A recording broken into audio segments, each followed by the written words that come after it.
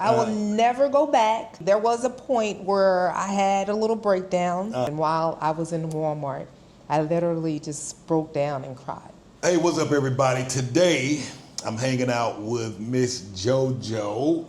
Hello. She drove all the way down here from Delaware by herself, just a dog and a cat. Correct. And how long did it take? 14 days. 14 days. And you have the route and the route you took and everything? My agenda is right here. Yes, sir. She gonna share all the details. You've been here now for how long? 6 months, since August the 14th. That is fast. Okay, so yeah, she reached out to us prior to making the trip down here. Cartez helped me find a place, and we found a place. We're filming in her place, and I still can't believe it was 6 months ago. 6 months. Well, how are you liking it? Loving it. I will never go back. I mean, there was a point where I had a little breakdown in Walmart. We talked about that. Share that if you don't mind. Okay. So I think it was maybe a month after I got here. I knew I needed some appliances. The house was not furnished at all, so I had to find some appliances. So I had to buy at least a refrigerator, and I didn't know the process. I didn't want to rely on you or anybody else. I didn't know the process about getting a refrigerator. I think you told me a couple of places to go to, and one of the places was Boxito that you recommended. So I go there, and my impression was the language barrier was not going to be that difficult. But it was that day, and it was a lot of confusion on what I was buying. Was I buying something new? Was I buying something that was a floor model? It was very, very confusing, and everything was lost in translation. And I paid for the refrigerator, but there wasn't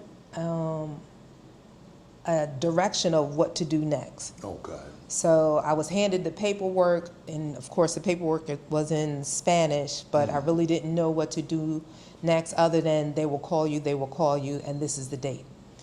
I paid, I think it was like $400. And I left feeling so defeated because I didn't know, I really thought somewhat I got taken advantage of.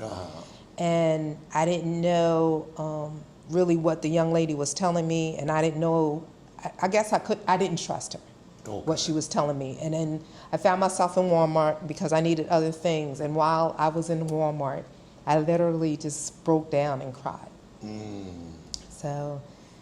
But it made me determined to go to Spanish classes.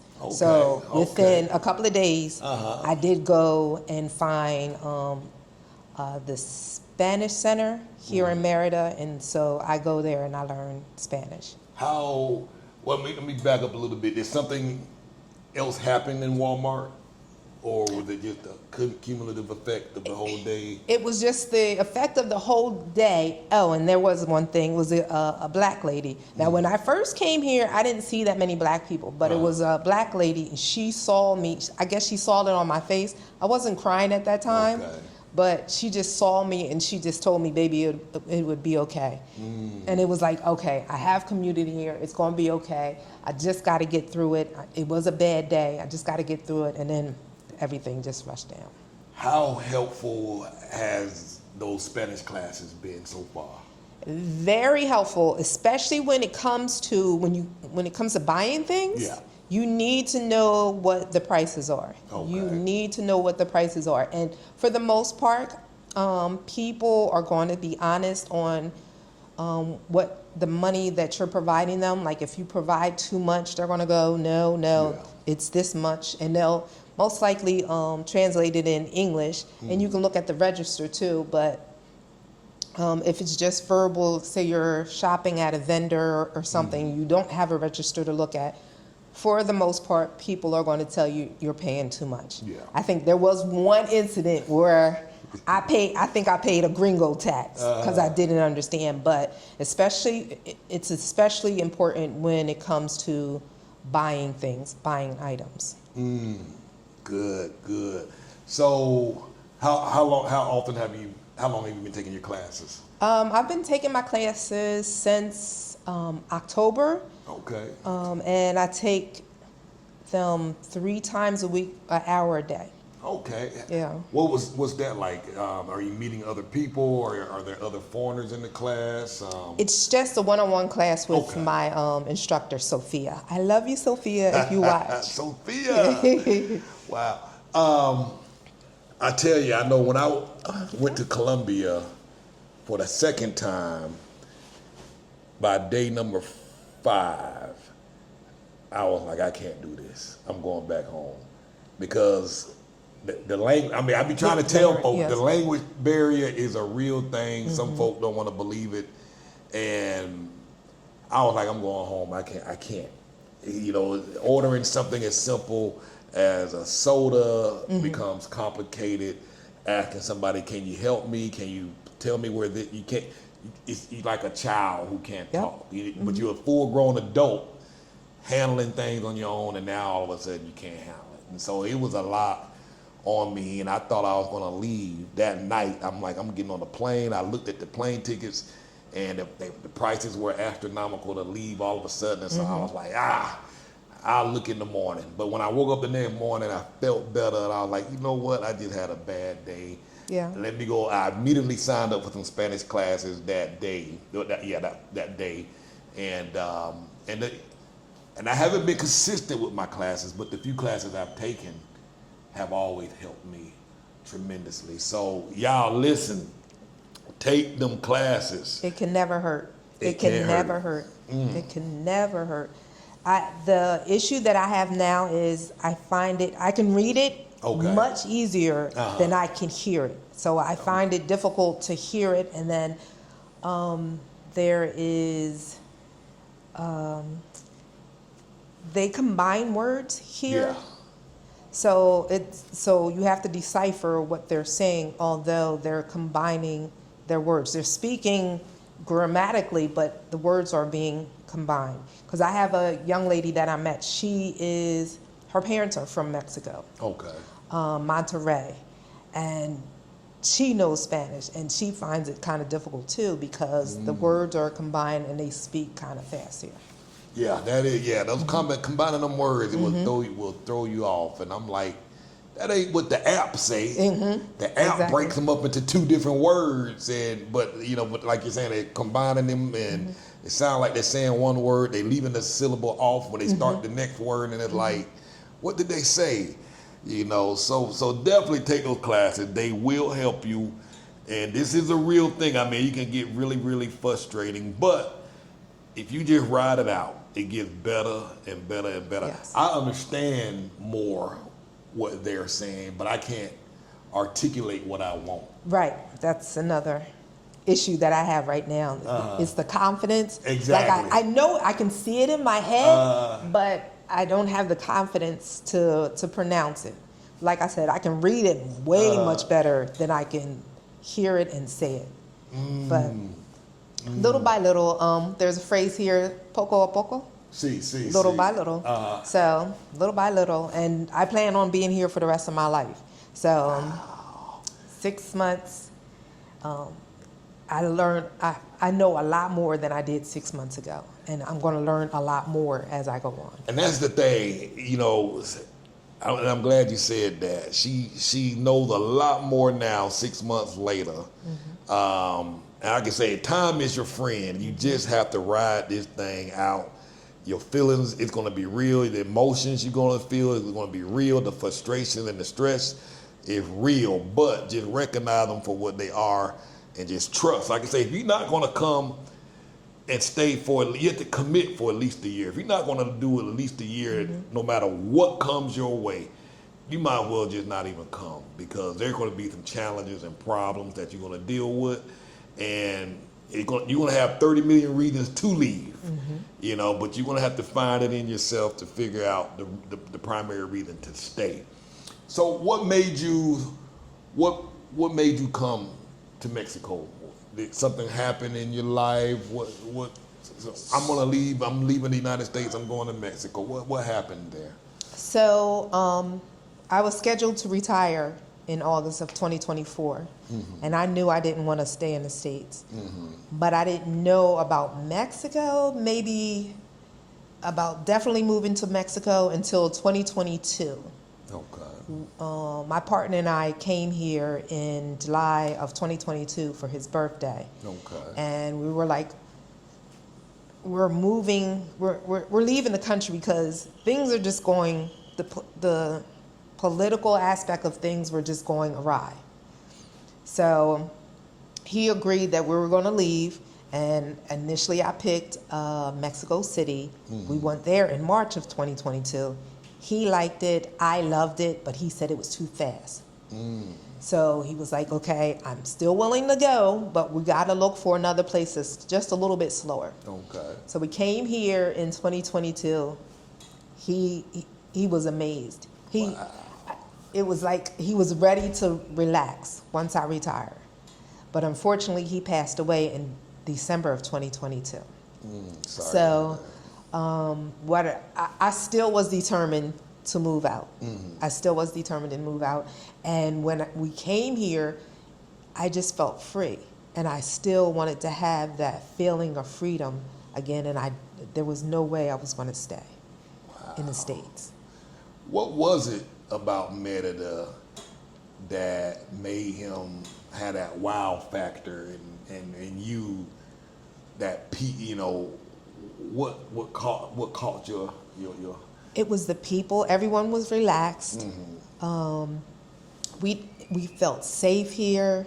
We didn't feel off guard. We didn't have our head on a swivel at all. And we were out up until like 10 o'clock at night. Okay. Walking around in Grand Plaza. And Grand Plaza is really crowded. Yes. So we were walking around in Grand Plaza, and we just felt really safe. We felt calm, and it was different. Because should I talk about what I used to do? Yeah. Okay. Yeah. Go ahead. Well, I used to be a police officer, and I knew there were certain places that just weren't safe. And one of the places that just wasn't safe was like malls, because it was overly crowded. Okay. Especially because of active shootings going on.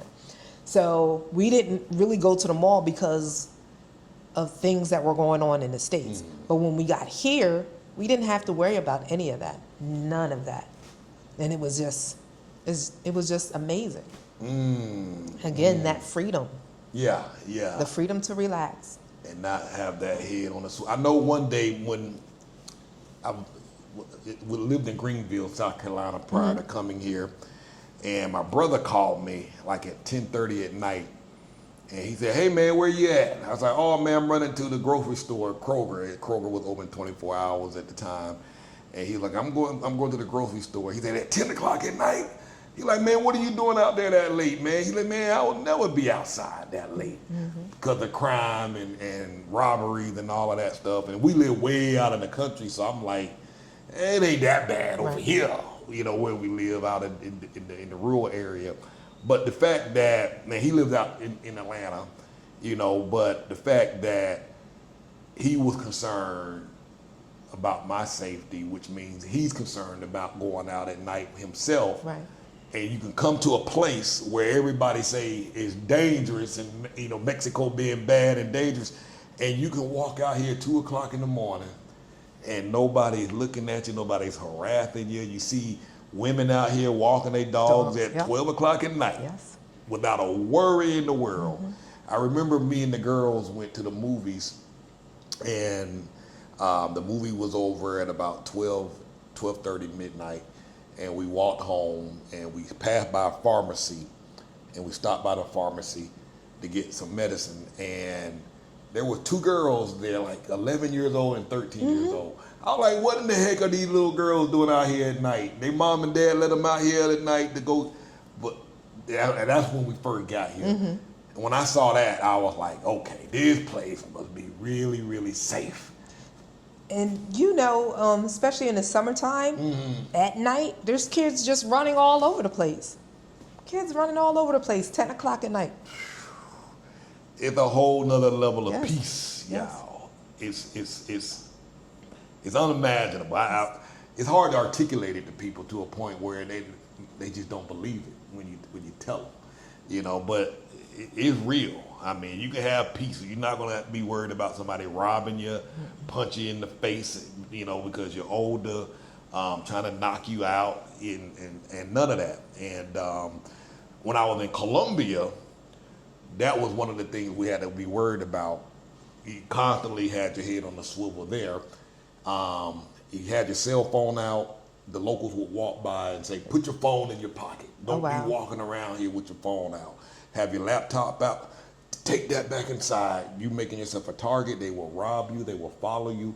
And so, and while we felt comfortable in Colombia, when I came here and after I was here for a month, I was like, "Nah, this is the place.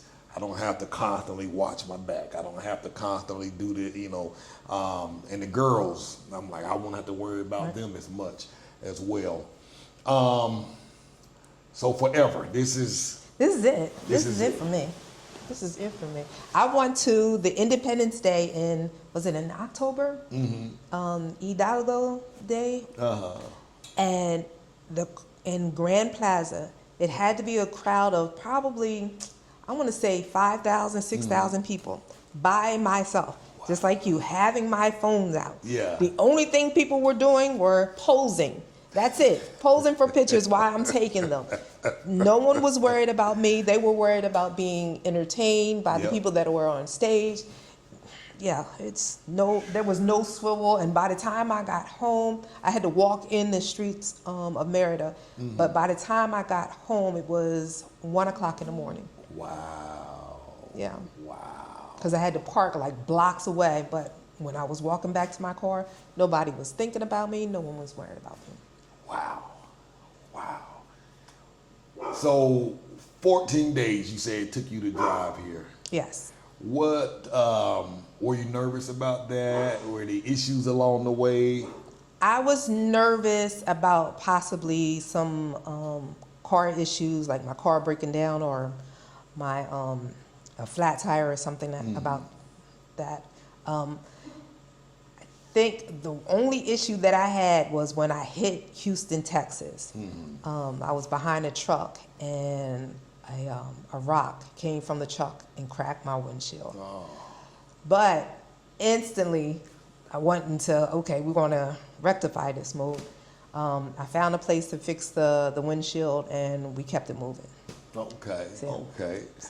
So what was the route like? I know you think you wrote up an itinerary and all of that. You mind sharing? Sure. Because a lot of people ask, well, what route did she take and where did she stay? Did she have to have insurance before coming into Mexico? Okay. Please share all of it if you don't mind. So I did buy Mexican insurance before I got here. I talked to a gentleman, and I can provide you with his name later on, but I went through, his name is Brett Lamar. Brett Lamar, okay. I went through him for my car insurance. He referred me to a young lady that helped me with the car insurance because he cannot do insurance or car insurance, but he can do health insurance. So I bought my health insurance through him. So I took care of all of that before I left. I didn't want to come here and then have to worry about that while I was here. How much was the insurance, if you don't mind me asking? The car insurance, auto insurance for the entire year was $500. Wow. For the whole year? For the whole year. And it's based on how new your car is. Okay. So I have a 2016 and it was $500 for the entire year. Okay. So the newer your car, it's going to be a little bit more expensive, but I don't even think it's going to be anything more than $1,000 a year. Okay. Okay. My health insurance, it's about $500 every 3 months. Okay. Okay. So I took care of all of that. I planned my trip. So with the states, it was I'm from Wilmington, Delaware. So I planned a trip from Wilmington, Delaware to Brownsville, Texas. And we stayed a couple of nights at certain places like Houston. We stayed in Houston for like 2 or 3 nights. The reason why it took 14 days is because we wanted to stay, or I wanted to stay, and sightsee at some of the places that we stopped in. So then once we got to Brownsville, we stayed there overnight, and early in the morning, we headed to the border to Matamoros. Okay. That was an adventure in itself. What was the adventure, if you don't mind? So I had my pets with me. The pets could not go into the car. My car was packed with stuff. I had to pay a supposed transfer tax or import tax for the items that were in my car. Although the police looked through my car, they really didn't go through it, but I did have to pay some type of tax. I think they took it easy on me when I told them I was a retired police officer. But then I needed to go to immigration, and I couldn't take my pets to immigration. So I had to find someone that I've never knew before on the street of Matamoros. I found this older gentleman who was okay with watching my pets with my car windows down. So he literally could have gone into my car if he wanted to, but he didn't. But that's that swivel mindset. But I parked maybe 2 blocks away. He watched my animals. Then I had to go back. Once I got across the border, I had to go back to immigration and get the tip, take care of the tip for the vehicle. I had to also take care of my kanji. If you're planning on living here and you want to get your residency, of course you have to go through the Mexican embassy. But when you get to immigration here, you have to make sure that they stamp your passport and your visa as kanji. If they don't do that, because initially he wasn't going to do that, you would have to go all the way back to the initial border that you came to. So you have to make sure all of that is taken care of. I actually was arguing with him. He had a little machismo, but I was actually arguing with him. I'm like, I'm getting my residency and I need my kanji.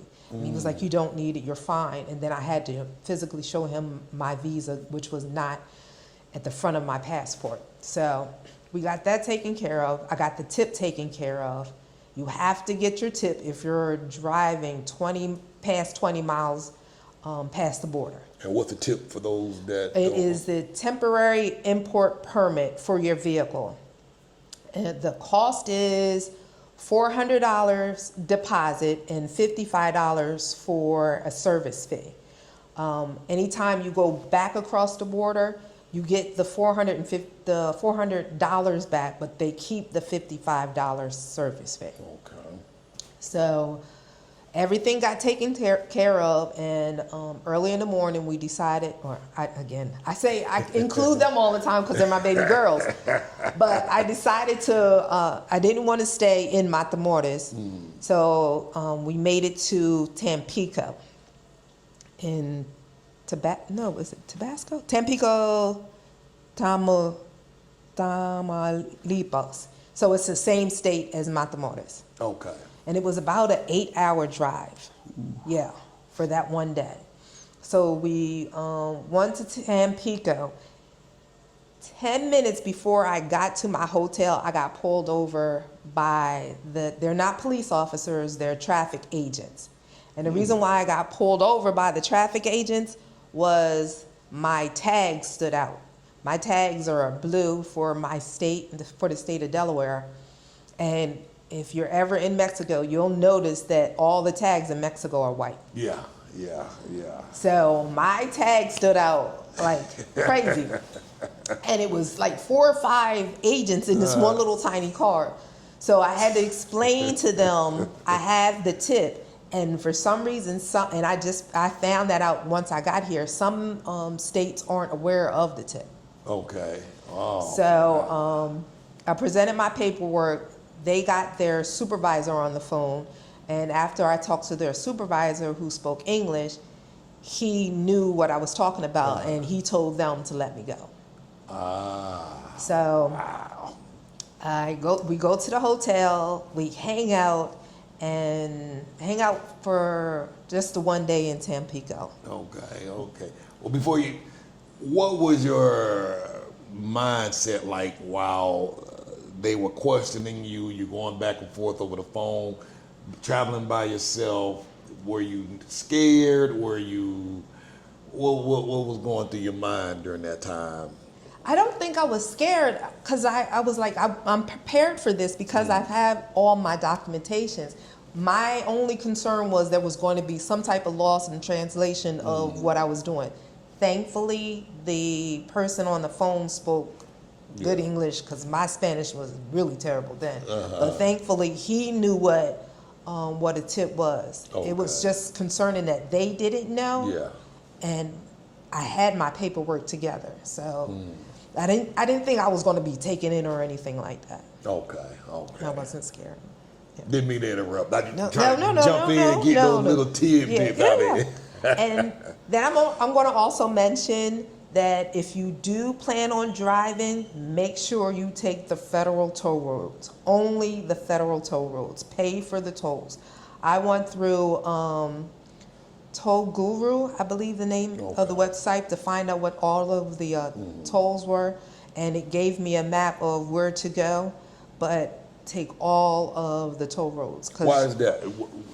Because if you take the side roads, it's not safe. Okay. I think there was someone tried to barricade one of the toll roads. Bold. Yes, they will barricade. I heard about that, and for the most part, in the Yucatan and in the area of Campeche, the roads are very good. The roads in other states are not that good. Okay. So the toll roads are still worked on. There's a lot of potholes. Let's put it that way. And those are the better roads. So if you go off of the toll roads, you go off those paths, you'll most likely deal with banditos, people barricading the roadways, or you're going to deal with really bad roads. So take the toll roads. Take the toll roads. Take the toll roads. Listen, y'all listen. Take the toll roads. And then we went to Veracruz. We went to Veracruz. We stayed there for a couple of days. That was interesting because Veracruz is a beach town. Okay. Yeah. Veracruz is a beach town and a party town. Did you party a little bit? I did not, but I started to get a little taste of the noise pollution here in Mexico. Okay. Yeah. Wow. In Veracruz. In Veracruz. How long were you there for? We were there for like 2 days. Okay. We stayed there for 2 days. I hear more black Mexicans in Veracruz. Did you see that? I didn't see any, but we didn't really venture out, and it seemed like, matter of fact, every day it rained. Every day it rained. Wow. Yeah. Veracruz. And then we went to Villa Hermosa. You got a smile on your face. What went down over there? It is so there's a lot of political things going on in Villa Hermosa. Okay. I don't know if you are aware of that. But it is such a beautiful city. It is so green there. It is such a beautiful city. We spent 2 days there as well. There is a world-renowned zoo, but unfortunately the zoo was closed. Okay. I did have the opportunity to take some pictures, but it's such a beautiful green city. The only thing that was terrible about Villa Hermosa, the traffic's bad here, right? Yeah. Times 5 there. Because everyone has a car. Wow. Is it a safe city? Is it one of the areas that's just out of curiosity?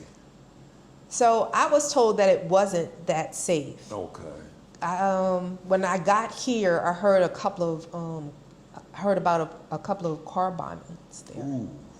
They were setting cars on fire there. Oh, wow. And I met a couple of people from there, Villa Hermosa, that live in Sisal now. Okay. Because they moved to Sisal because it wasn't safe there. I didn't feel that at the time. Okay. but I was not inside the city. I was at a hotel on the outskirts, and it was like a hotel or everybody on staff spoke English.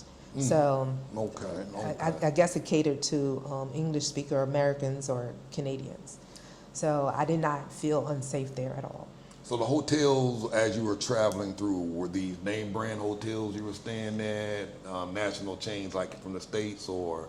Villahermosa was, Veracruz was a boutique hotel. Okay. I'm trying to think, Tampico, I think it was just a city hotel there. But there were name brand or national brand hotels in Tampico. And how did you pick your hotels while you were doing the research? Okay. I picked them because I needed to make sure that my dog and my cat could reside there while we were there. And I went on Booking.com. That was very helpful. Booking.com even gave me a map every time I picked a place. So that was very helpful.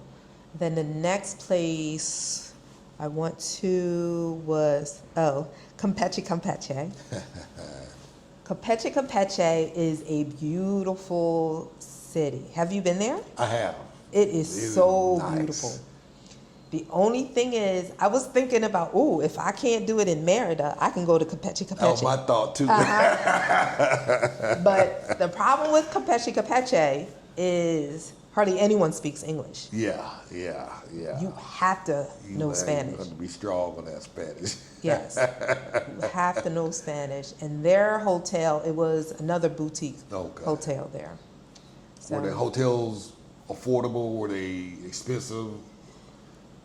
The hotels in Mexico, yes, they were affordable. But the total for all of the hotel stays, for my gas, was $4,000 because I had calculated it to the T. Yep, so $4,716. And so that was for 14 days of traveling, gas, hotels, that include food, eating, and all of that. Was that a part?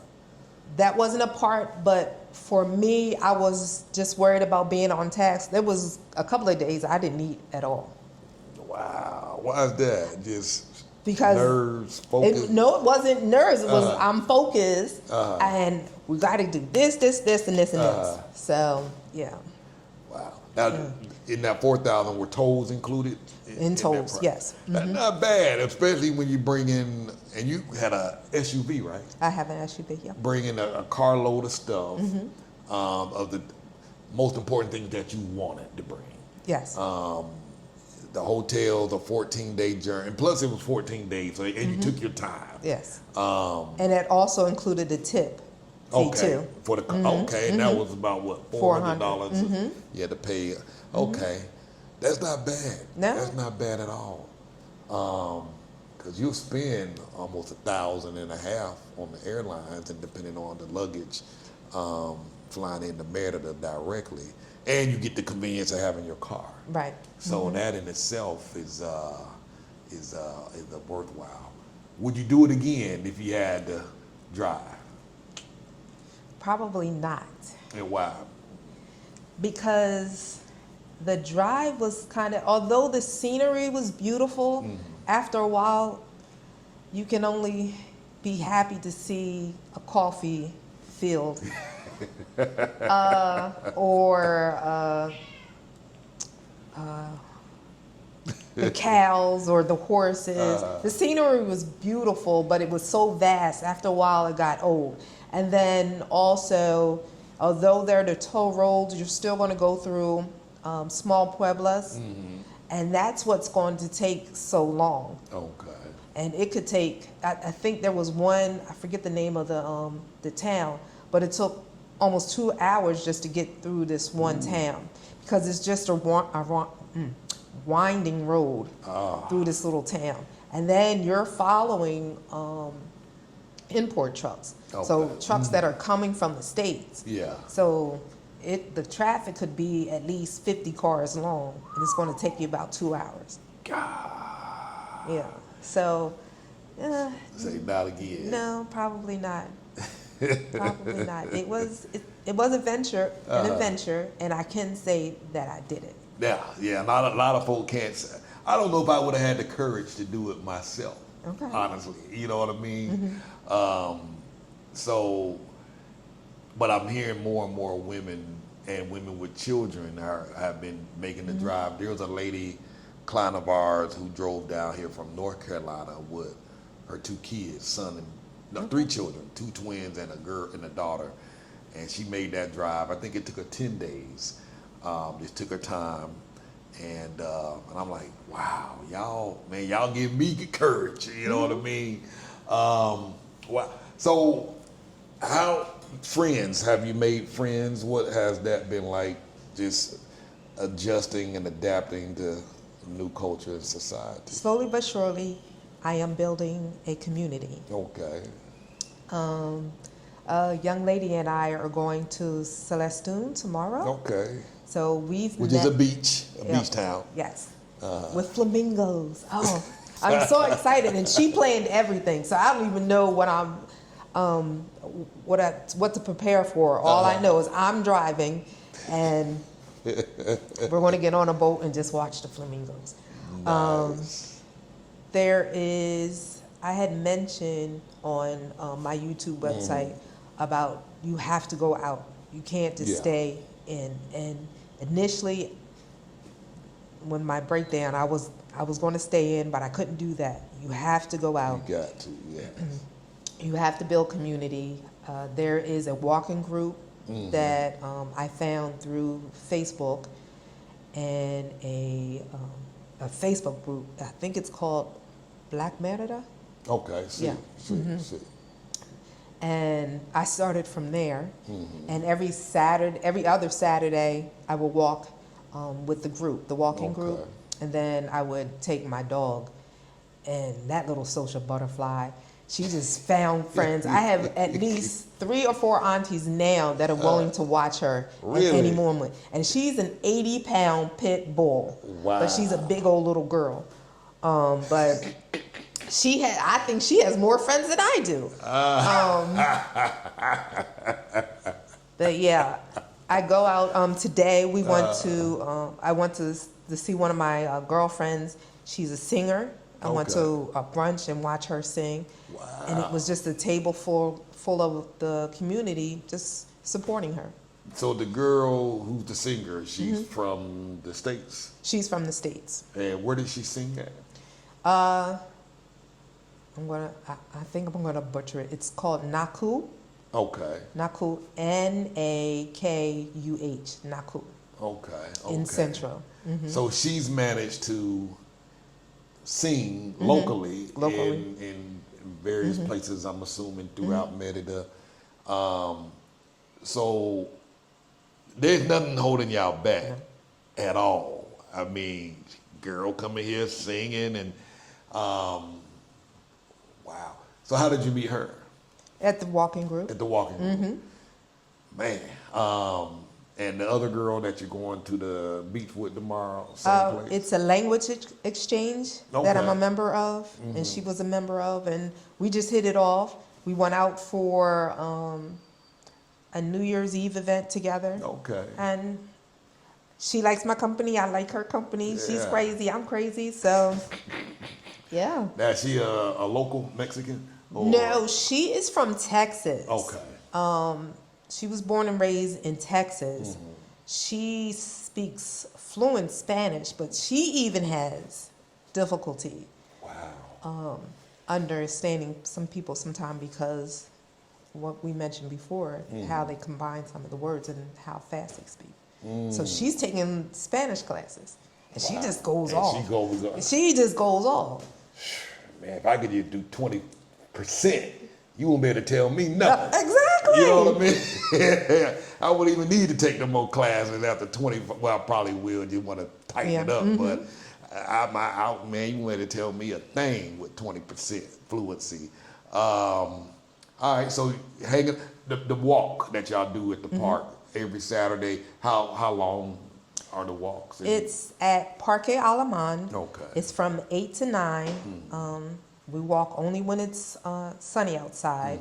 It's probably a group of 20 to 30 people. Okay. Tansy is one of three other dogs that walk. So, yeah. And it's just a matter of networking, but it's a networking not to get a job or anything, just to make sure you have that socialization. Have you met Robert there? Because I know I saw Robert yesterday. He goes there all the time. I saw Robert yesterday. So another young lady that I met, I just met her. Tammy, hey, I just met Tammy 3 days ago. And I'm going to get to Robert in a second, though. I met Tammy. I decided to go to the zoo here. Okay. Zoos are free here in Merida. I decided to go to the zoo, and then after the zoo, I wanted to get coffee at Grand Plaza. Okay. She just so happened to be sitting there as a black young lady, and you know how when you see us, you have to talk. Yeah. Yeah, exactly. Just hello. We sat there and talked for 4 hours. Ooh, wow. For 4 hours, a young lady from Philadelphia. So that's part of my neck of the woods. So yeah, for 4 hours. But again, you have to go out. That's the issue. If you don't go out and you stay in the house all day long, you're not going to find your community. You're not going to be able to socialize. Yeah. I'm telling you, she's dropping all the nuggets, man. She's dropping the wisdom. You got to listen. I hope y'all got a notebook out and taking these notes, you know. What are some of the other places you went and met people, or places you've gone just to get out? Some restaurants. I'm trying to remain vegan, but here it's a little difficult. Yeah. Because some of the vegetables that I used to eat and I felt that were healthy for me, they don't have here. Especially like a lot of dark leafy greens. Yeah, so, that is a challenge. Yeah. So unfortunately, I have to include eggs. I say that I don't really want to eat eggs, but unfortunately I have to maintain a diet. So a lot of restaurants, it's just a matter of just saying hi to someone, going to the zoo, going to Spanish classes, going out for walks, going to the parks. Just going to the parks, because the people here are so friendly. Yes. Oh my gosh, they are so friendly, so nice.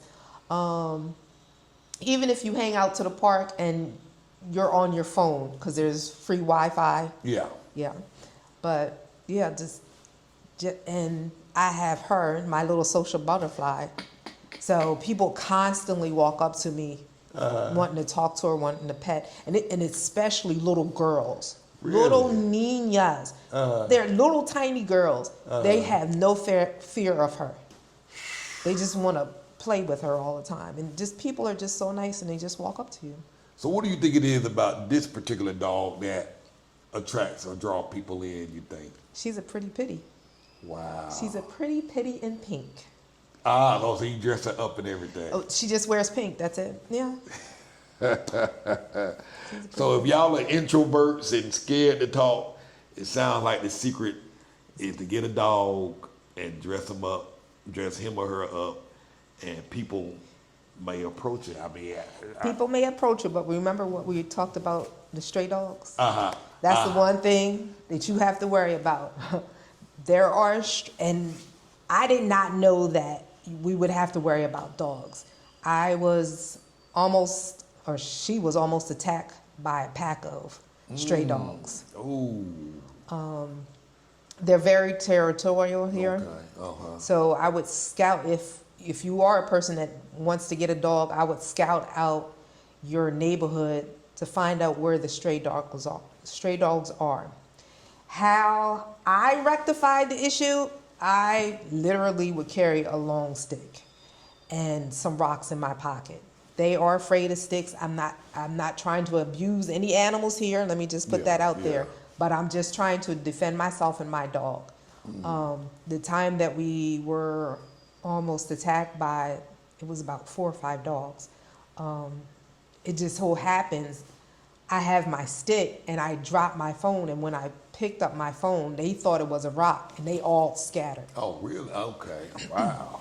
So carry some some rocks with you, carry a stick with you if you plan on having a pet and walking your dogs around, because I don't like her just sitting in the backyard. Yeah. So they don't do it. So I'm assuming they didn't bother you when you were by yourself. Only when I had her. Had the Yeah. dog. Okay. That's good to know. Really good to know. I didn't know that. We rarely had any issues with strays, but we weren't walking around with a pet. So I could see how that could be an issue. So thank you for sharing that. So if you do get a pet, be mindful of that.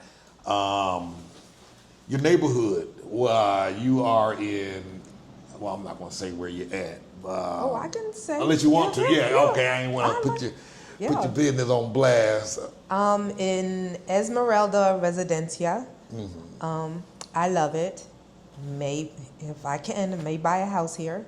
Really like it. I like the layout of the houses.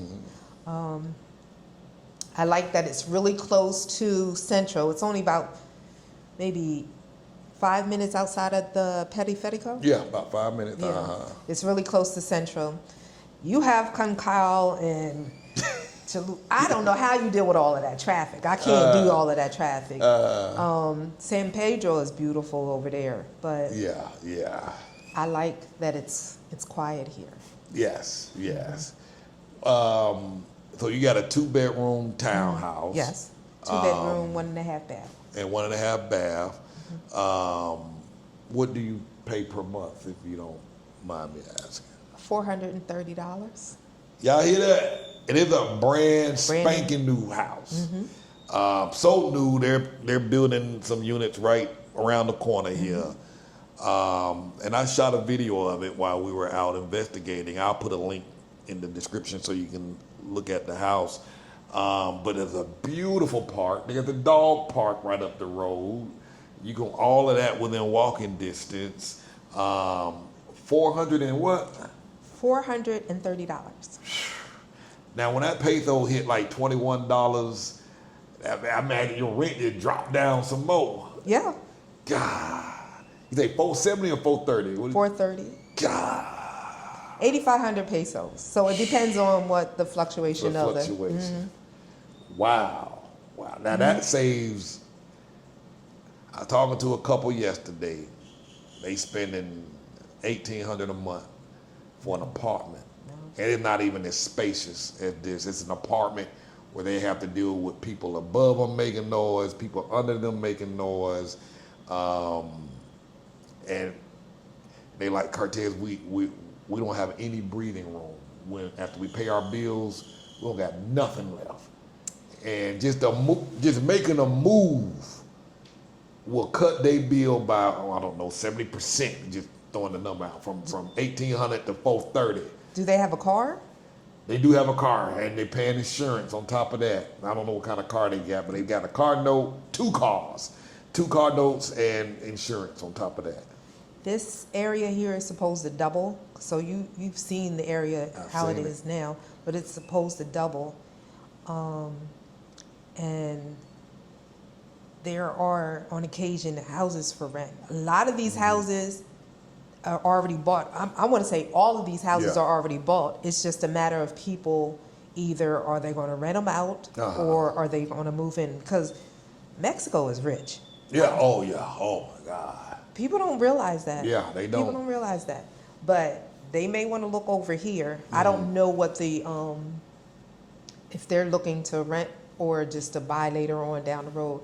I don't know what the HOA fee is. I'm going to assume that it's really cheap because I don't pay it at all. It's included my in your landlord. rent. Yeah.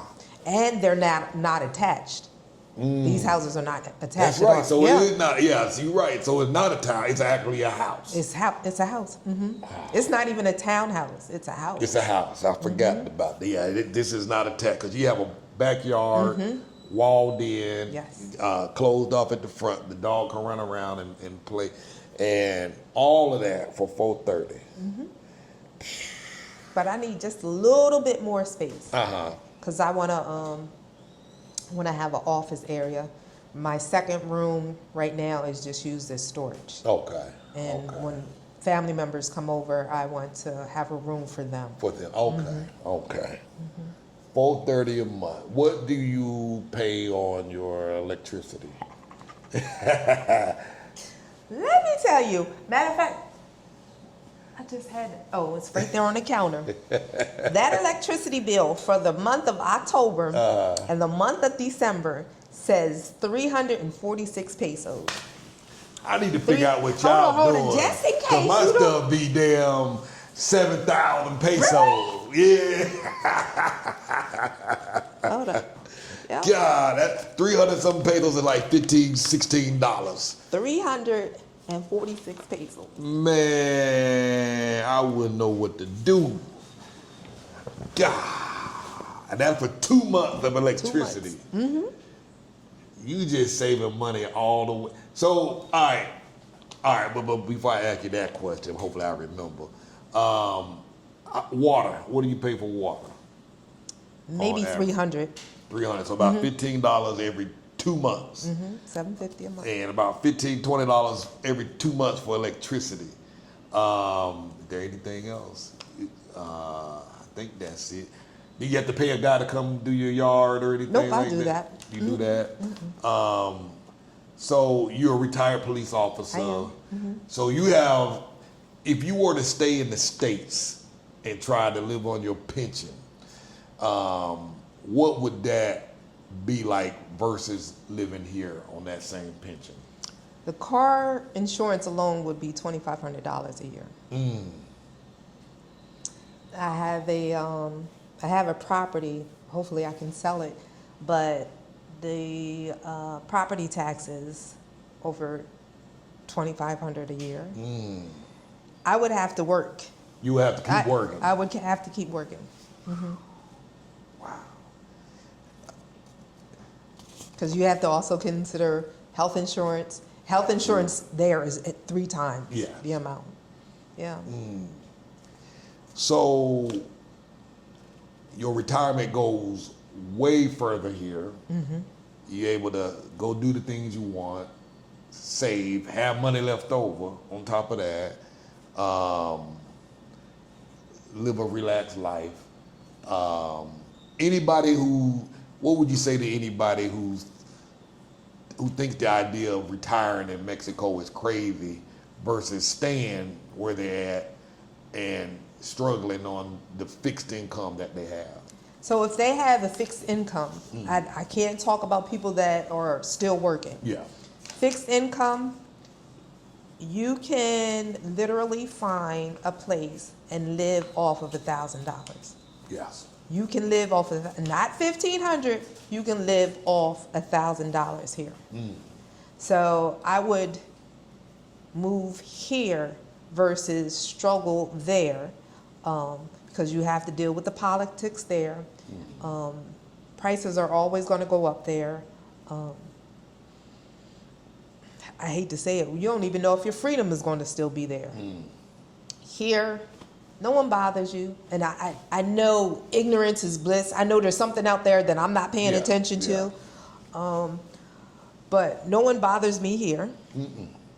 I get to walk with my dog and people walk up and greet her. The bills are nice and low. I go out to eat for dinner anytime I want to. I could not imagine going back. However, I'm going to say never ever romanticize coming here. Okay. If that makes Proceed. sense. Yeah, Okay. we'll elaborate on that if you Okay. want. So, to me, romanticizing is not having a plan, not having a budget. And you're thinking, okay, things are just going to be better better than the United States, and I'm just going to still be able to spend all of my money and worry about things later. Because that's what we do in the States. Yeah. We worry about things later on down the road. But here you have to plan things out. You really can't romanticize it. The only thing that I would say is the positive thing is it is not the United States. Does that make sense? I hope that makes sense. Yeah, it does. It does. Okay. There's going to be struggles here. There's going to be a learning curve here. There's going to be a culture shock. That's what's going to send you back is the culture shock. If you're not willing to transition, willing to acclimate, you're going to go right back in the States and struggle. And it's going to be a struggle. I wish, Cortez, I wish I can get my family to move here. I really do. But unfortunately, people have a mindset that it's safer there than it is here. That's true. You're right. You're right. I've been trying to get my mom here for 4 years. Same. She ain't coming. Yeah, same here. And I'm like, you see these videos, you hear all the people that I interview, everybody's saying the same thing. She's like, nope, I ain't going. I'm not going there. She's terrified. And I'm like, your grandchildren here, there's nothing, nope. And, but everything you say, I mean, what she's saying is real.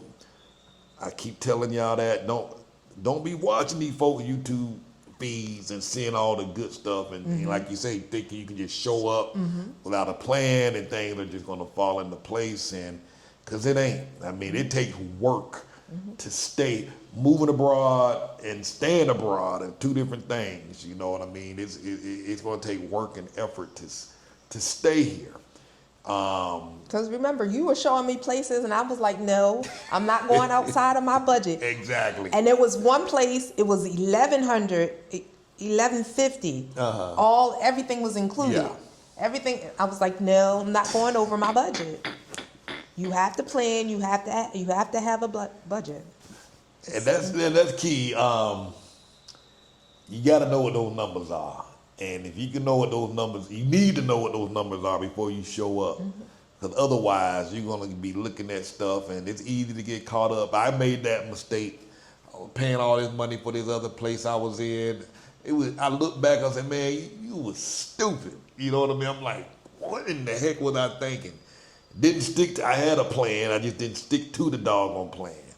And, we've had enough money to come through my hand to buy a house, probably twice over these last 4 years. But because I didn't stick to the plan, it's taking a little longer. So, I mean, get on the plans, and stick to it. And, I mean, you really, really can live very comfortable here, literally. I mean, she's laying it out for you. I mean, the place, $430 a month, $15 a month. Every 2 months for an electricity, $15 every 2 months on water. It's a beautiful area. I mean, like I say, you got the dog park, walking trails all around. A few minutes into Central. I mean, you're close to everything. And you have a car, so you can get back and forth. What's driving like for you? As a former police officer, I was a professional driver because you had to learn to drive properly as an officer. Some people here are not professional drivers. Oh my goodness. Go ahead. My wife can't stand it. She's like, I ain't gonna drive. Because I'm gonna go to jail. Right. And I have to maintain my road rage. And the reason why I have to maintain my road rage is because I do not want to be kicked out of this country. And I have to just look at it as they just don't know how to drive. There are people that don't know how to drive here. I don't know how they have their driver's license, and I don't think some of them do have their driver's license. I can't believe it. You will see people on their phone, on motorcycles too. Yeah. They're texting while they're on motorcycles. The driving etiquette is totally different than it is in the States. I don't worry about getting pulled over though. It ain't gonna pull you over. You can drive as fast as you want. Ain't nobody pulling you over. I don't worry about getting pulled over. I heard the thing is they try not to pull if they see an American car. They don't want to pull over the American car here because the person may speak English and they don't want to deal with it. Okay. That's what I heard. But the drivers here, and then at night, oh my gosh, I'm really concerned when I go out at night. And and especially when it rains. So the visibility is very poor. There's not a lot of street lights. Yeah. If it rains, you can't see the potholes. And those are atrocious. Yes. Sometimes you can't even see the topes. Yeah. And unfortunately, people, again, being a former police officer, I can see indicators. Some people here drive drunk at night. So nighttime driving, I try not to do it. It has to be a special occasion for me to go out. But yeah, if you're not prepared, you will have road rage, and you may want to get out of your car. I'm telling you not to do it because you won't get kicked out. Yeah. But yeah, I had to get used to that. And then it got to a point where sometimes I found myself driving like them. And here's why: because the roads are not properly marked. Yeah. You notice that? Yeah. They're not properly marked. So 1 minute you're in a 2-lane road, and there's two lanes, and there's 2 car lanes of cars going, and all of a sudden everybody merges to one, and no one realized that they merged into one, and there's almost an accident. So, yeah. Yeah, so that driving, man, it's like she said, it's a whole nother. It's a sport. Planet. It's a sport. I mean, and every time you make it home, you win. You win. I asked the local about the driving here, and because you made a good point. You was like, I don't even believe some of them have licenses. I don't. And he said the driving here is, the drivers here are literally just trying to survive and make it home alive. Yep. And I was like, you know what? I believe that, because some of them be on the road driving 8 miles an hour, and it's like they really trying to, in their mind, trying to be safe while causing a hazard for everybody else around them. On the periférico. That's exactly what I'm talking about. On that petty, which is the loop around, like a beltway. What do you call it? The highway? The highway. And I'm like, and they going, and sometimes they be in the left lane going 10 miles an hour on the highway. And he's like, they just trying to make it home alive. And sometimes when they're trying to get on the periférico, they don't merge. They don't know anything about yielding. That would drive me mad. Or when they stop.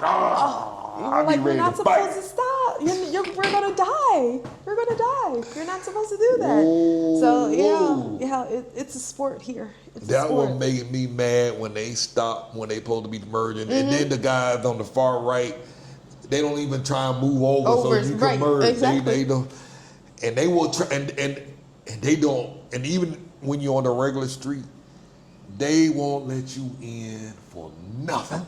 Because they're trying to get to where they're going. Now, you can have a regular state driver's license here to drive here. That's not an issue.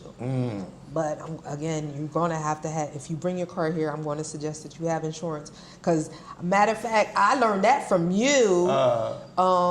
I think I was watching a video because someone was talking about how they didn't have insurance and they were about to get arrested or something, because you have to be willing to pay for the other person's damage if the police deems that you were at fault. Exactly. So so definitely get that insurance, have some patience if you can drive. But eventually you'll learn how to drive like they drive and get around like you need to get around. And you'll know when not to go out, or when to go out and when not to go out. Because it is hard to see at nighttime, because they don't have a lot of, especially like going out there in Concal. I'm like, why don't they have lights on the highway? And it's hard to see, and then like you say, especially when it's raining, it's even worse. And I've hit so many potholes, I'm in a rental car, I done lost all 4 of their hubcaps, and she's like, you gotta pay me for that. She was like, this just keeps happening. I'm like, you know where we at. Exactly. You know what I mean? Or the tires in the pothole, you gotta swerve around that. and hope that no one is on your right side as you're swerving, or right or left side. You know, again, it's a sport. If you're not ready for that sport, do not drive. Do not drive. Oh man. And then Go ahead. Go ahead. Oh no, go ahead. Go ahead. I was about to say, and of course you're going to have GPS. Make sure you have GPS, because you're going to get lost here. There are no. It's not a grid. There's no straight streets. There, no rationalization of the roadway here. None. Yeah. And so I generally, when you use a GPS, I always generally suggest, if you make a wrong turn, don't try and figure it out yourself and loop back around. Mm-hmm. Listen to what the GPS tell you to do, because you're likely to go down a one-way road, because sometimes you just can't tell. And it's like, and I've been driving one-way road for like a mile and not even know it. And I'm like, I should have just listened to the GPS. Let the GPS autocorrect. Most of the time, the GPS is gonna put you in the right direction. And because especially there's no in Central. sense. Especially in Central, because most of the roads in Central are one way.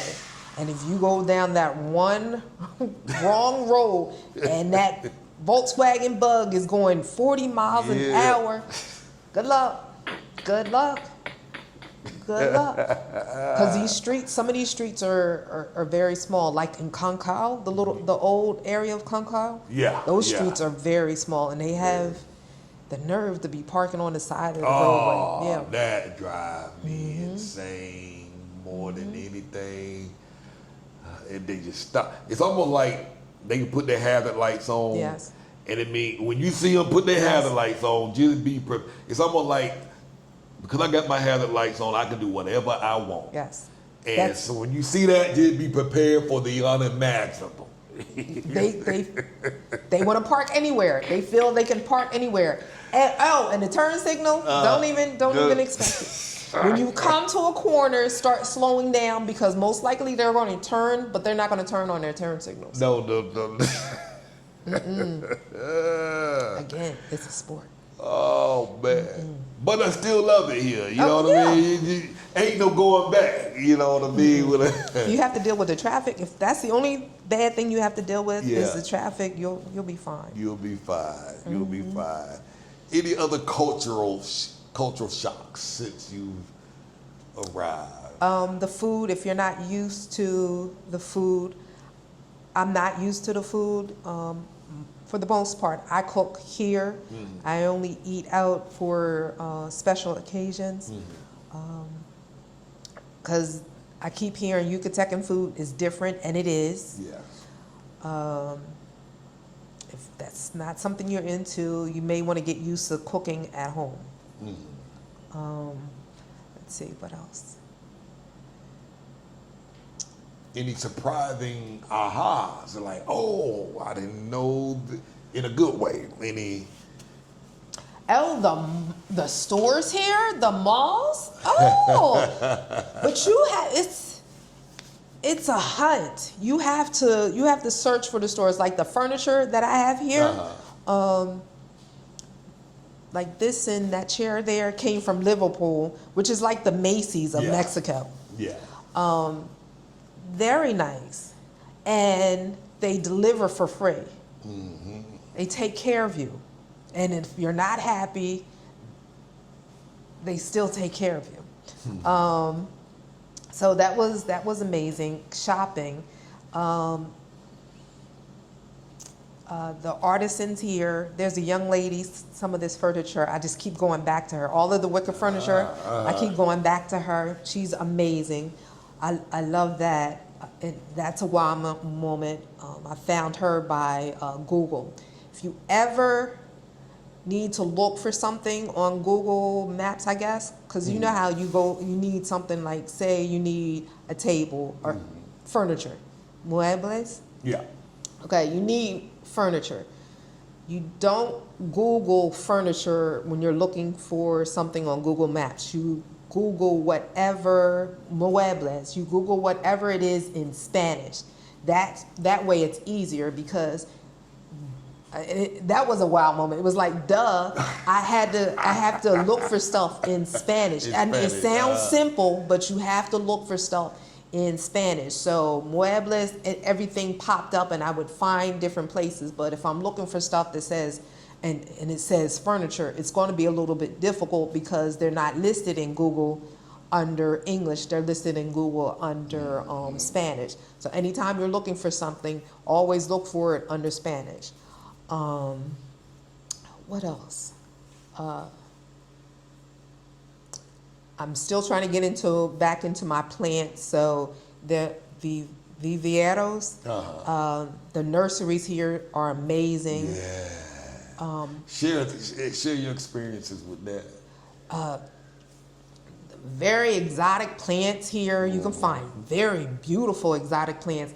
The crazy thing is, some of the plants that I have here were just found in the wild. Really? I just dug them up, pulled them up. That aloe, it was just found outside. Pulled that up. And there'll be aloe vera plants just everywhere, random. everywhere, You grab one off the street. Everywhere. And then sometimes when you're in the nurseries and you're just having discussions with the people about the plants, and they're just so enthusiastic that you like plants, they'll give you a free plant. I have a lemon tree out back that's doing very well. Only paid $30 for it. All I have to do is go outside and pick my lemons off of my lemon tree. Wow. Wow. I don't want to get too crazy in the backyard because I have to load all of that stuff when I move. But yeah, I love the nurseries here. You can find the most exotic plants, the cactuses. I'm on a hunt for a monkey cactus, but and the prices be good, ridiculously good. Slow market. Are you familiar with that? Yes. This man was selling all of these plants for $1.50, and they're about 4 inches, 4-inch plants. For $1.50. You can't get that in the States. You can't get that in the States. And then the market, slow market. I love slow market. Love slow market. Wow. They have a place similar to that in Timizon, Norte, every Saturday called the Night Market. I heard about that. Really nice, worth the visit. I don't know if it's still going. I don't know if it's a seasonal thing, but I've been going quite often lately, and I enjoy it. I mean, there's so much to do. I mean, if you're into arts, there's places that you can go and buy local art from local artists. I know many of the malls will generally have artisans on the weekends. Yes. And Friday night, Saturdays, and Sundays. And in fact, I think I might swing by Arbor Mall. Okay. Have you been to Arbor? I haven't been to. They have a lot of artisans there on the weekend. And that's another thing. There's malls all over this place. You gotta look for them, but they're plazas. Yeah. I've been to at least 7 different malls thus so far. Yep, there's a ton of them. There is a ton. This is not a big. This is not a big city. Maybe within 15 minutes of 10 to 15 minutes of each other. Right around the corner, there's another one. There's another one. Sometimes they don't even look like malls. You get lost. You're like, Exactly. You know, so there's a lot to do. Have you been to any of the movie theaters? The Platinum movie theater. So, again, I refuse. While I was in the States, I refused to go to into a movie theater unless it was a very, very special movie theater. I think the last movie I went to see was what was the Black Panther 2? Yeah. Okay. I think it was called something else. But that was the last movie that I saw because I refused to get shot while I'm watching a movie. So I did not want to go. So I come here, and everyone kept talking about the mall or the movie theaters here. They're special. I'm like, what do you mean they're special? And it is at Harbor, the Harbor. Yeah. Oh my goodness! So it's like the seats recline. You have waiters, a wait staff serving your food while you're at the movie theater. It's so clean in there. And it was less than $10. I think it was $7. Yeah, it's like, and that's for platinum. That's for The platinum. regular movie theaters, which is still nice, be like $2 or $3. You know, wow. I know I haven't been to the one at what's the name of it at Arbor. I think that's the Sinopolis brand. I go to Cinemex and gracias, thank you. Mm-hmm. They have the same platinum level, and you press a little button if you're cold, and they bring you a blanket. Yes. I'm like, that's what I get you. Because normally sometimes you go to the mall and it be freezing and you be in there cold. You like, man, I forgot to put on a long sleeve shirt. But you hit that little button, and come around with a little blanket. The assistance button. Yes. Because we were like, what is this button for? Mm-hmm. Yeah. The malls are amazing. The movie theaters. Oh, there it is. There it is. Excuse me. The one thing I found amazing, I can go shopping and a gentleman will come up to me and tell me he can wash my car while I go shopping. And the price be right. The price is amazing. You're like, what? And the only thing that I was concerned about is where are you getting the water from? Yeah. But they have these little machines. Yes. And your car be clean. Clean. And the inside. They vacuum the inside, wax everything down, and polish everything down while you in the store. Mm-hmm. That was an incredible one right there. We used that quite a bit. And I do like them pumping my gas. I've gotten used to that.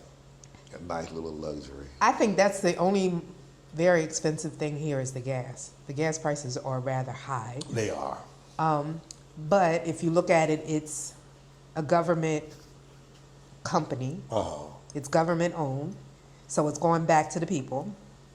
Yeah. And it takes me maybe 2 weeks to fill up. Okay. So that's about $60, which is still not that bad. Not too bad, yeah. And then the tipping, that's a culture.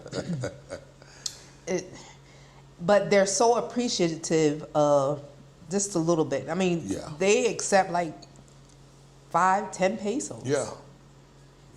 Yeah, and muy amable, you're very nice. Mm-hmm. You know, very, very grateful. Now,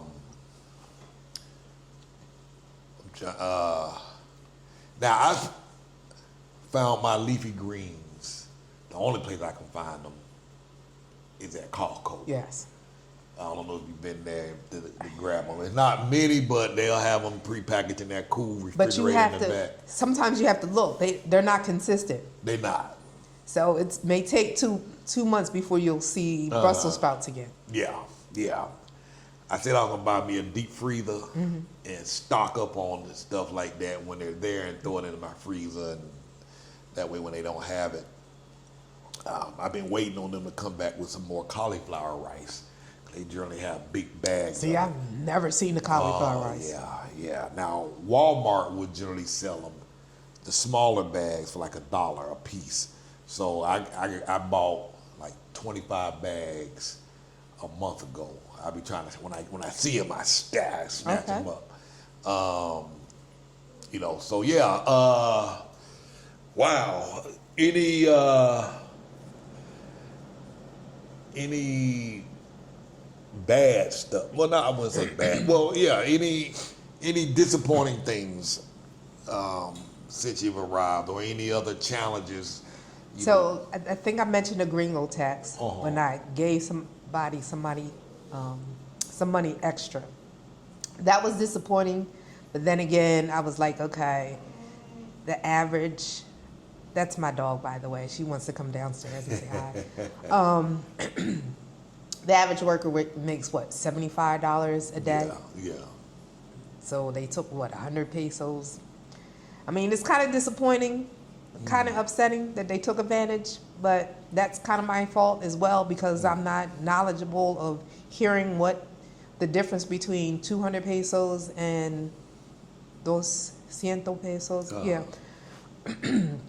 Which are the same thing. I just realized that. But That was disappointing thing. There was something else. Shoot. I'm trying to think. I'll probably think of it Think about it later. after you leave.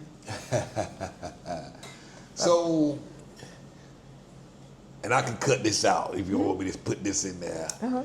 So you say you primarily a vegan lifestyle. Am I able to say your age? Almost My age? I'm 56 now. Yeah, but I always tell people, and I saw this cute thing online. Black women always tell their age, and they're so proud of it, they even round up. So I tell people I'm almost 60, which is true. So yeah. And every time she tell me that, I'm like, I just don't believe it. I mean, you look so young and youthful and energized. Would you attribute it a lot to the diet? I would attribute it to the diet. I do work out. Thank you for helping me bring my weights in, because I brought all my weights with me. I'm trying to look for a yoga class. The young lady that we sat down and talked for 4 hours, she goes to yoga religiously, so she's trying to get me into yoga. But it's the diet,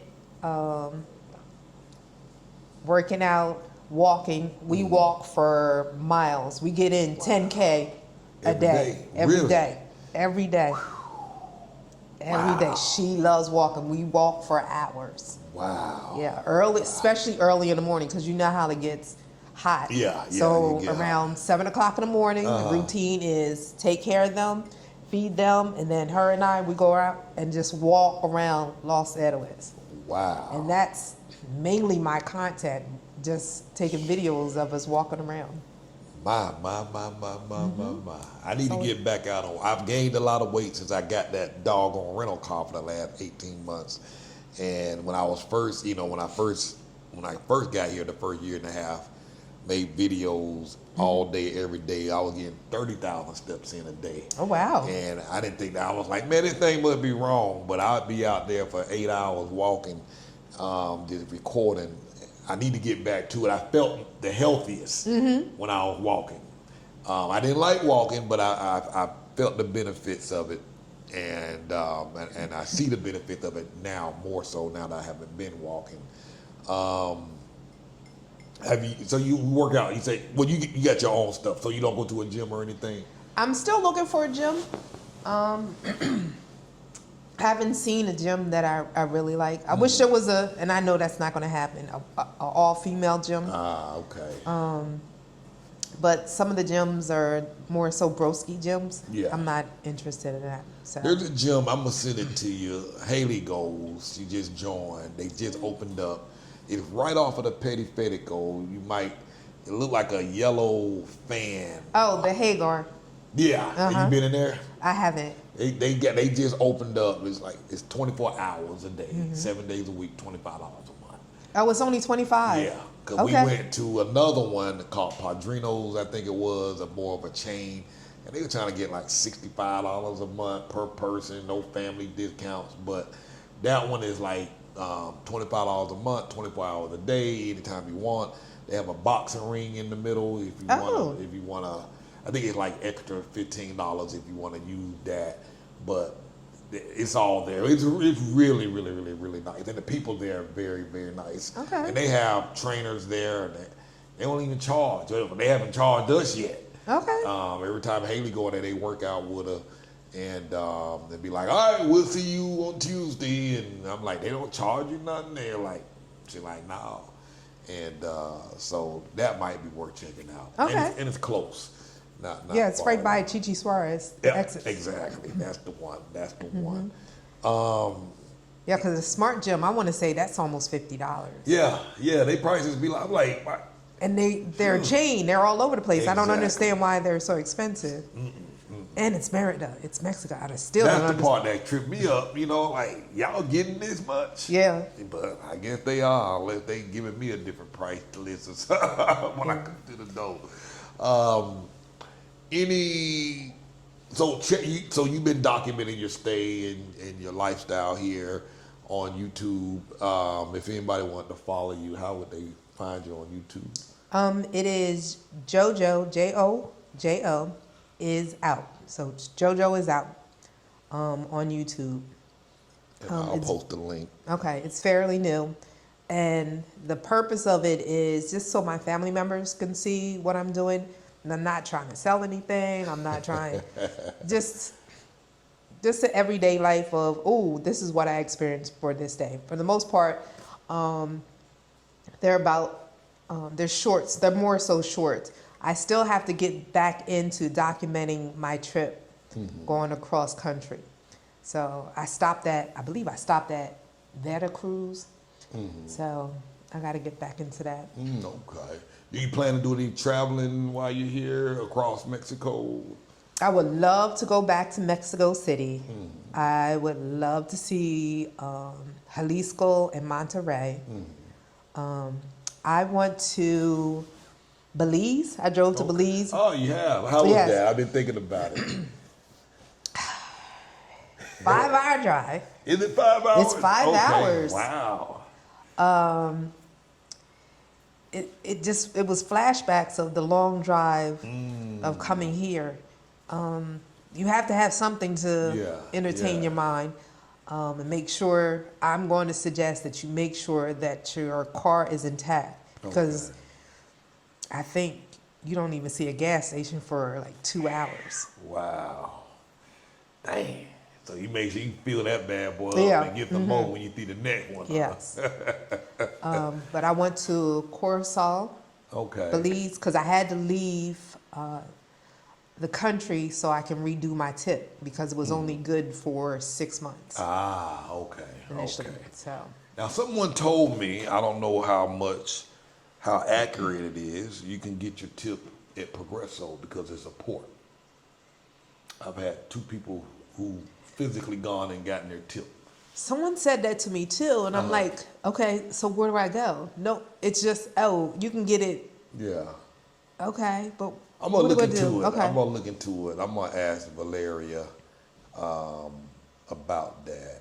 But yeah, 2 people they went and done it themselves without an attorney, and they said it was easy peasy. Oh, so they didn't have to leave the country at all. Oh. They said because it's a port, they can do it there. Oh. So. And that's only 35 minutes away? Exactly. So next time, but I'll find out. I'll ask Valeria tonight. Okay, thank you. What that process looks like. How long? Go ahead. And I just wanted to mention, your tip goes along with your residency. So I made the mistake of doing my tip initially online. Never do your tip online. Do it when you go across the border and you have your visa, and or if you have your residency before you go across the line. It's attached. For some reason, the time frame will be attached to your residency. Never. That's one thing. Never do your tip online. Never do it online. So had you done it at the border, it would have been for 4 years. The tip would have. Well, I have 1 year residency, so it's going to be for right. a year, and then I have to redo my residency in July. So they would have given you a 1 year tip, and then when you do it again, it'll be another year. Okay. Now, I think the second time they'll give you 3 years on your residency. Oh, God, really? I'm gonna confirm that with Valeria. Okay, Yeah, I hope so. Yeah, when you do it from the first embassy in the States, when you come, they give you a 1 year, and then the next one you will have the option to do 3 years. So you don't have to go back. I know we did ours through the regularization. We didn't have to do it in the States. We were able to do it here by letting our visa expire, and we were able to get 4 years off the bat. Oh, nice. Yeah, so when you go back and renew, you can request a 3. You can do a 3 year. You just have to pay for it. Yeah. Okay. Yeah. Okay, then that's and what then I'm at the wondering. end of those 3 years, then you'll roll into that permanent, and then you'll be done forever. Wait. Oh my God. That's what I'm looking forward to, and that's when I'll be 60 and I'll be celebrating. There you go. Any words of advice or wisdom or anything else you would like to share with folks that's contemplating? Again, yes, this may be your way to freedom if you decide to come to Mexico, but do not romanticize it. Have a plan, have a budget. If you go with Cortez, tell him you do not want to go over a certain amount. Stick to your budget. Because he was showing me some nice places. Get out of the house. Do not stay in the house. Find something social to do. There's a young lady here. She has 4 kids. She brought her 4 kids there. Wow. Here, and they're running from age 3 to, I want to say, 12 years old. Wow. She makes it a point to make sure that her kids get out and socialize. They're homeschooled, but she makes it a point to make sure that they get out and socialize in the park area. So she even has that mindset. So I'm going to tell you the same thing. Don't stick yourself in the house. Do not stay in the house. You're going to isolate yourself, and it's going to make things worse, and you're going to end up going back to the States. Yes. You're going to end up going back to the States. Oh, make sure, thank you for helping me out with that, get a Mexican phone number immediately. Immediately. There you go. Because that helped a lot. That helped It a lot. helps a lot. A lot. And how much you pay for your phone bill, your Mexican cell phone service? So, I haven't paid for it in a while because it's running off the Wi-Fi. I use it Okay. for the Wi-Fi. So, and then I still have my U.S. phone number, and that has a hotspot. So if I need my Mexican phone number to do anything, I just run the hotspot from my U.S. number and make the phone calls. So if I needed to, it would be 200 pesos, which is $10. $10 a month. $10 a month. Unlimited calls to the United States, Canada, Mexico, unlimited texting as well. It's an unlimited usage of WhatsApp, Yep. Facebook, Instagram, and a few others. They do have this feature that I really love for 10 pesos, which is like 50 cents. If you need to have unlimited data for anything, for the 50 cents, you get 2 hours. So you just pay the 50 cents and activate it on your phone, and 2 hours, because sometimes I'll be out streaming, or I'm like, okay, I'm gonna watch this movie on my phone, but I don't want to suck up all my data. 2 hours of unlimited data 50 cents. for 50 cents, 10 pesos. Oh, I didn't see that. And it's activated and it's instant. And that's through Telcel? And Telcel, Okay. yeah. You Okay. can do it through the app and whatnot, and it's like, man, I was trying to upload a big video file to YouTube the other day, and we were out, and I was like, man, it's gonna eat up all my data. And Yeah. then Kim was like, man, just pay the 50 cents. I was like, oh, I forgot about that. Yeah, hit that thing and set that thing up and did some live streaming as well. I'm like, oh, I love this for 50 cents.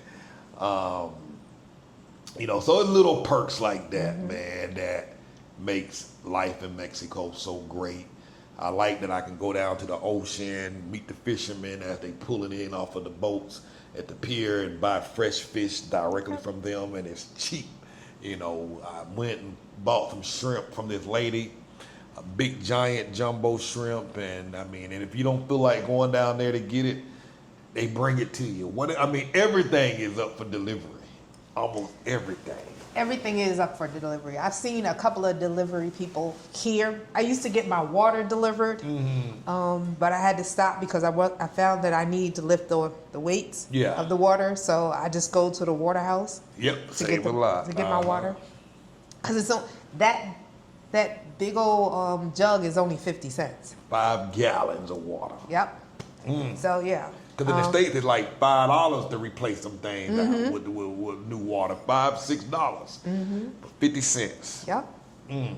I met a young man from Cuba. He lives here, and he delivers all through the neighborhood here. Wow. Yeah.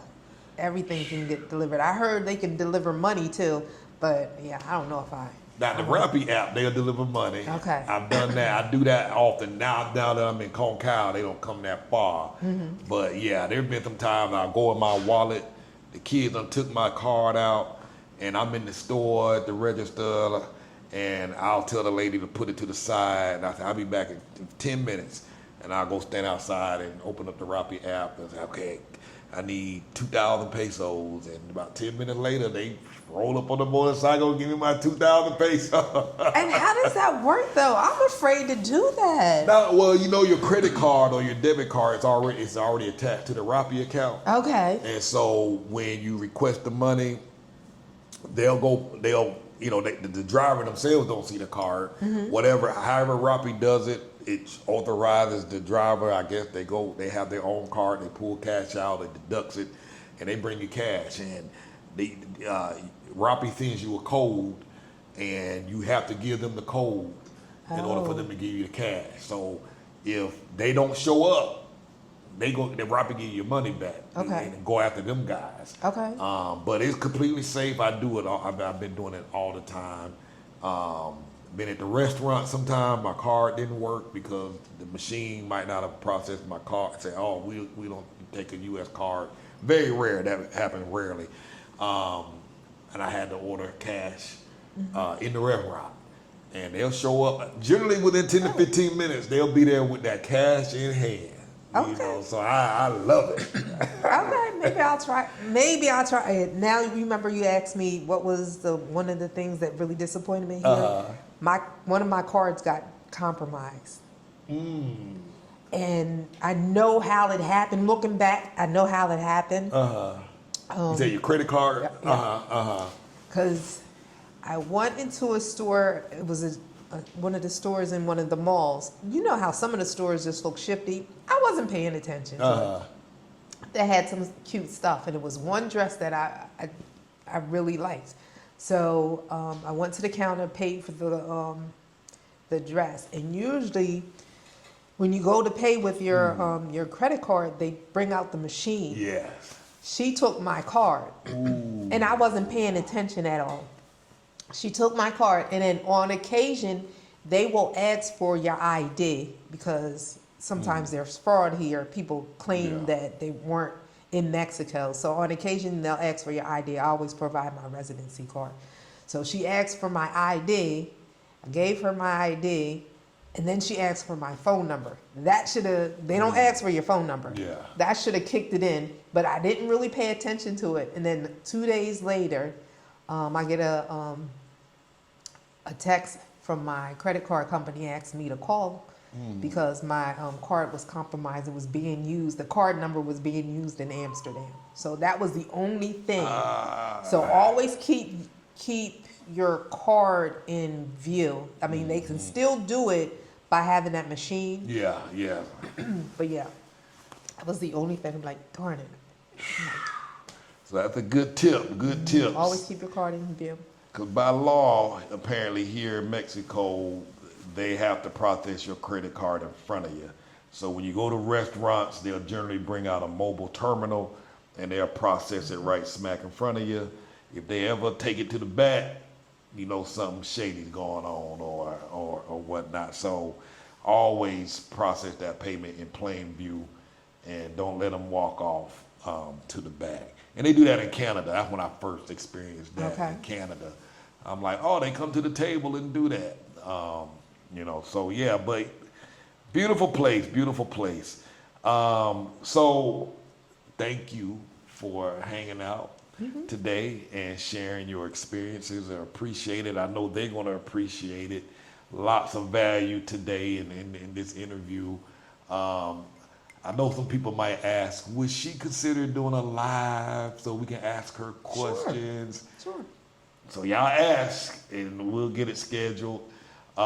Make sure you go check out her channel. JoJo is out. I'm going to post a link in the description and in the comment section below directly to her channel. Go subscribe to it. And, she's a great example of people that have made the move here, making the transition and thriving, So, but you got to work at it, like she said. And this could be a reality for you and or your family as well. So do the research, do the planning. Come out for. Now, did you make an initial? Well, that's right. You come here already. Yeah, July 2022, and then November 2023. That's when I signed up for your online, and then I came back in 2024 August. August. Okay.